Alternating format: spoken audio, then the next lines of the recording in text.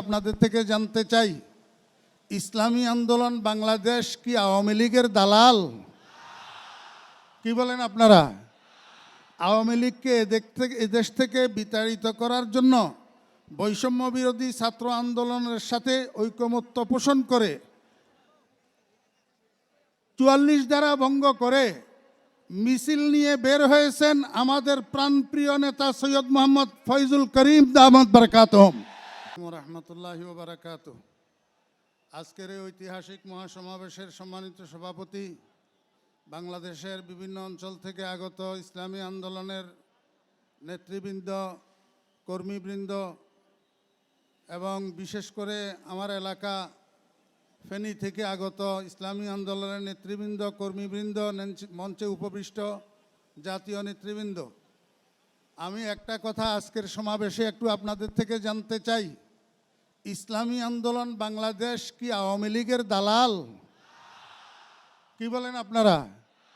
আওয়ামী লীগকে এদেশ থেকে বিতাড়িত করার জন্য বৈষম্য বিরোধী ছাত্র আন্দোলনের সাথে ঐকমত্য পোষণ করে ৪৪ ধারা ভঙ্গ করে মিছিল নিয়ে বের হয়েছেন আমাদের প্রাণপ্রিয় নেতা সৈয়দ মোহাম্মদ ফয়জুল করিম দামাত বারাকাতুহুম। কিন্তু আমরা ইতিমধ্যে দেখতে পাইতেছি ফেসবুকের মধ্যে এক বেয়াদব তার আইডি থেকে প্রতিনিয়ত প্রচার করতেছে ইসলামী আন্দোলন আওয়ামী লীগের দালাল। এর থেকে আমরা যেন প্রতারিত না হই। কোনদিন ইসলামী আন্দোলন কারো, শুধু আওয়ামী লীগ নয়, কারো দালাল ছিল না, বর্তমানেও নাই এবং ভবিষ্যতেও ইসলামী আন্দোলন কারো দালালি করবে না। শুধু একটা কথা বলে আমি শেষ করতেছি, আমার সময় 3 মিনিট। এক ভাই বিয়ে করছেন, ওনার বউটা মারা গেছে। এখন বউ মারা যাওয়ার পরে ওনাকে সবাই বলতেছে ওনার একটা শালি আছে, শালিটা বিয়ে করার জন্য। তো উনি বলতেছেন যে আমি শালিটা বিয়ে করব না, কারণ আমার বউ যেটা মারা গেছে সেটাও তরকারি রান্না করতে জানে না, একদিন লবণ বেশি একদিন মরিচ বেশি। এখন যদি শালি বিয়ে করি তো এইটাও তরকারি রান্না করতে জানবে না, একদিন লবণ বেশি একদিন মরিচ বেশি হবে।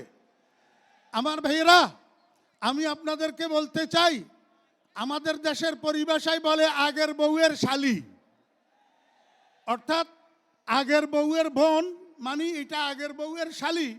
ওই আগেরটা যেরকম পরেরটাও সেরকম। খবরদার, আগামী নির্বাচনে আমরা যদি আগের বউয়ের শালি বিয়ে করি তো আবার আমাদের দেশে কখনো লবণ বেশি কখনো মরিচ বেশি, চুরি আর বাটপারি ছাড়া কিছু হবে না।